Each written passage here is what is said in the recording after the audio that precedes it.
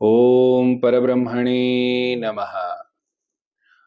અદ્ભુત પુણ્ય આપનારો કાર્તિક માસ ચાલુ થાય ત્યારથી જ જે સુગ્ન વૈષ્ણવો છે, સુગ્ન ભગવદ ભક્તો છે, તે ભગવાનની તુલસી પત્રોથી પૂજા કરે છે।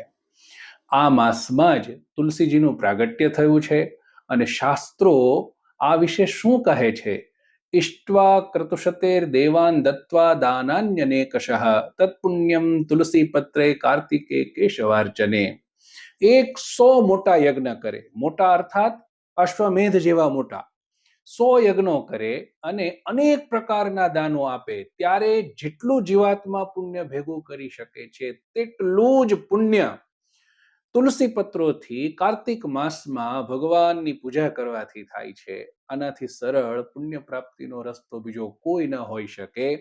ઘરમાં તુલસી હોય અથવા તો ન હોય, ગમે ત્યાંથી પણ તુલસી લાવી અને ભગવાનને ચરણમાં અર્પિત કરવા જોઈએ અને અનંત પુણ્ય મેળવવું જોઈએ। એક જ વાતનું ધ્યાન રાખવાનું કે ચોરીને તુલસી નહીં લઈ આવવાના।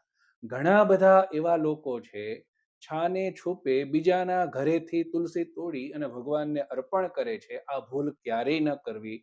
ધર્મ કાર્યને અર્થે પણ, ભક્તિ કરવા માટે પણ ચોરી એ નિષેધિત કર્મ છે, ક્યારેય ન કરવું જોઈએ।